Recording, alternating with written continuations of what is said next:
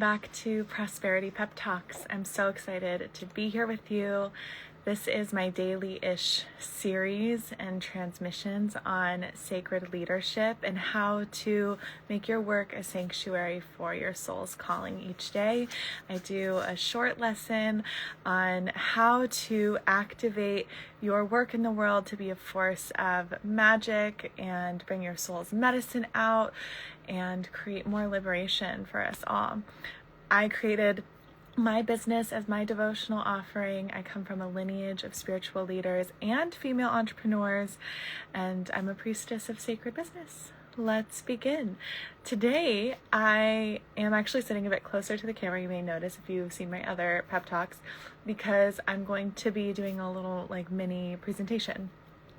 And I want to share with you the archetypes that I work with and that I've developed to help guide sacred leadership. Hi, you're going to love this, so stick around. So, the archetypes that I have developed for sacred leadership are going to change the way that you look at business. As a priestess, I work with archetypal embodiment, and this is something that I have been doing actually for quite a long time, ever before I did a priestess initiation.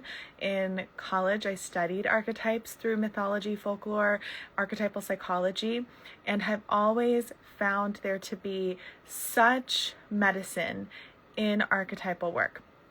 Archetypal work is essentially looking at a force that has been existing in the collective unconscious through myths and stories, and allowing yourself to energetically attune to that force. So an example is the maiden, mother, crone archetypes, right? So this is talked about a lot, especially in divine feminine spiritual spaces. And so you might want to activate your maiden if you're wanting to be more social and put yourself out there. You might want to activate your mother if you need to activate more self-love within yourself, or the crone if you need to connect to your intuition and the wisdom within you, right? So this is the benefit of working with archetypes.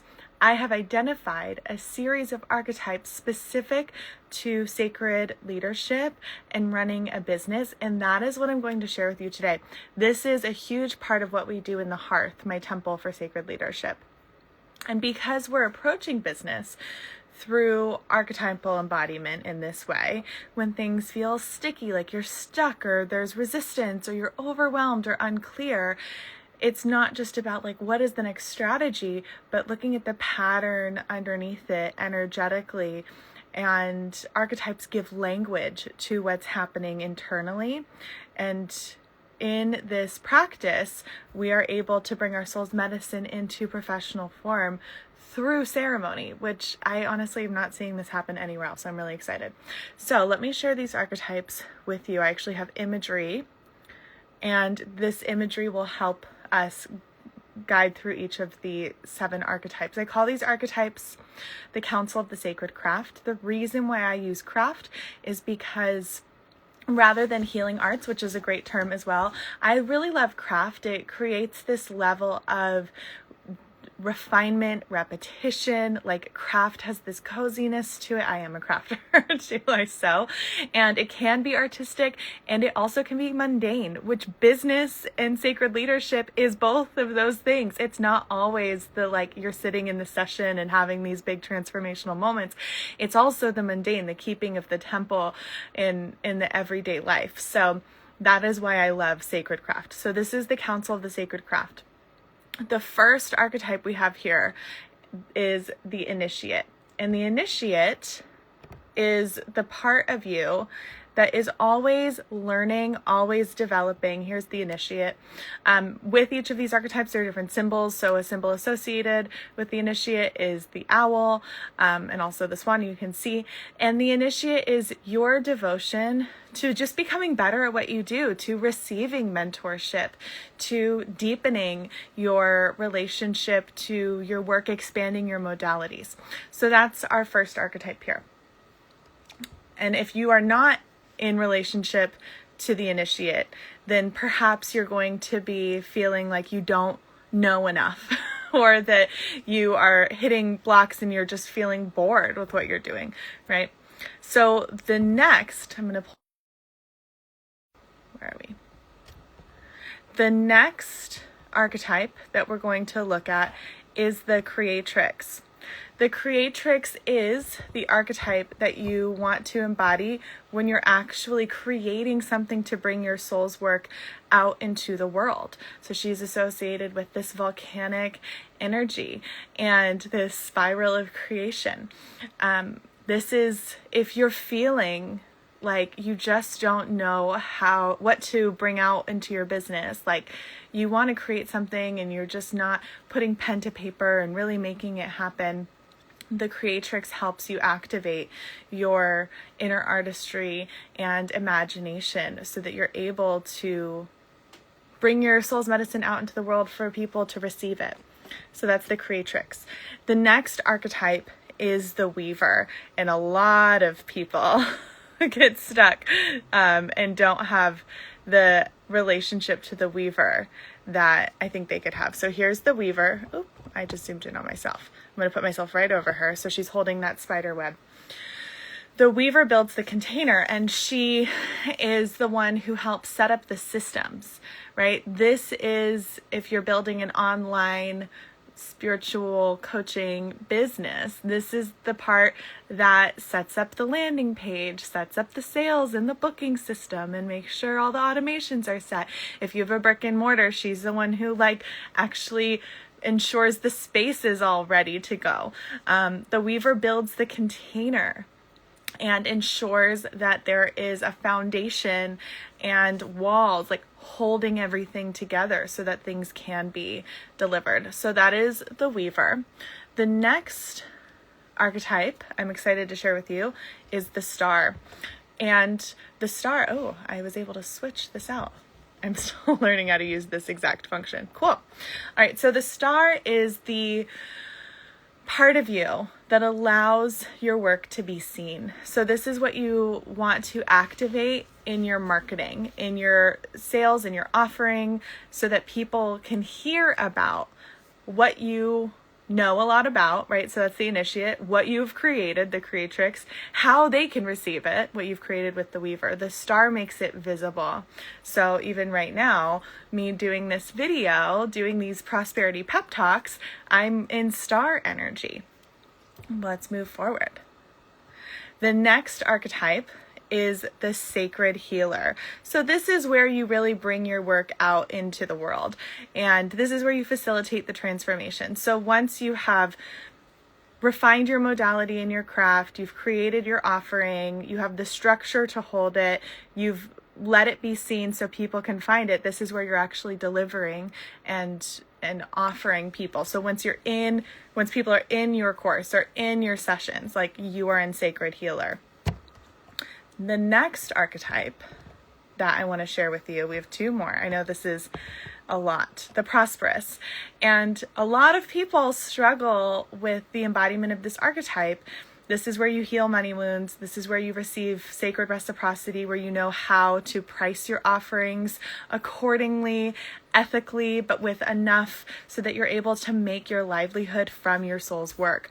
So the prosperous helps complete the exchange once you have worked with the sacred healer and delivered the transformation or delivered the container. The final archetype is the huntress. A lot of people don't have this archetype defined enough, and the huntress ensures that you stay on point and that you stay focused and that you don't give up. The only way to lose in your passion and to not pursue your soul's calling is simply to give up, is to stop, right? So the huntress is the part of you that has the resiliency, that is able to learn the lessons from the challenges, is able to pivot and create something new when something hasn't worked, is able to refine over time. This is how you ensure your work endures. So these are the different archetypes that I have created and have been working with and that we work with in the Hearth. So I'm just going to one more time go over all of them. We have over here the initiate, we have the creatrix, the weaver, the star, the sacred healer, the prosperous, and the huntress. The initiate is where you learn your craft. The creatrix is where you create something from your medicine. The weaver builds the container to hold it. The star makes it visible. The sacred healer delivers the transformation. The prosperous completes the exchange with reciprocity. And the huntress makes sure that it endures. And if any single one of these archetypes is out of balance, then you're going to struggle. Because if you're only in the learning mode of the initiate and you're not moving into creatrix, then you're never going to be able to make this work your livelihood. If you are only in the star, but you're not in the initiate, then it's going to be unethical because you're just going to be marketing without anything to really back it up. If you are not allowing yourself to be in relationship to the prosperous, then you're either going to feel guilty about reciprocity, icky about asking people for money, or maybe even unethical in the amount that you're asking for people, because we know the coaching industry has a very weird capitalist thing going on.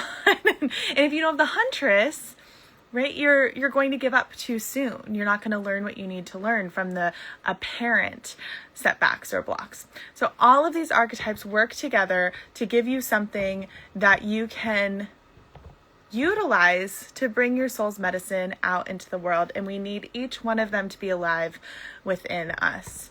So I wanted to share these archetypes with you today. It really helps us with, now we have the new lexicon, right? Where instead of I'm not bad at marketing, it's my star is underdeveloped, or I'm not making enough money. It's okay, how can I be in better relationship with the prosperous? Or instead of I'm inconsistent, it's like my huntress needs strengthening. So now you have something to anchor into, and energetically speaking, we can align ourselves to these archetypes through ceremony. So you're not just understanding cognitively like what's going on, and you're not just applying strategies, but you're actually moving into the next level of leadership initiation through your energy. If you truly want your business to be a vehicle for your soul's calling, and you want it to feel sacred, just as sacred as your soul's work, then the Hearth is my priestess-led divine feminine space where we structure your work as a site of devotion and initiate you into the leadership that can hold more power and wealth with integrity. It's structured like a temple. So we have, as I said, the entire archetypes, and that is the initiation piece. We also have a full business course on how to create, launch, and scale an offering, and that's called the craft. We have our community, which is being witnessed and held and receiving coaching. We have new and full moon ceremonies called the fireside transmissions, and this is where we go deep on how to meet the moment cosmically, energetically, collectively with your work. And then we have the kindling, which is where you cultivate a daily devotional practice. If you are interested in checking this out, I would love to invite you to. You can go to hearthtemple.com, and that will bring you to the website where I have everything listed out. And if you have any questions about it, you are more than welcome to send me a message, or you can email me, melanie@melaniemonaco.com. And as always, I am so grateful that you are here for the Prosperity Pep Talk today. I hope to see you for another one tomorrow, and I will send you on your way with so many blessings and so much love.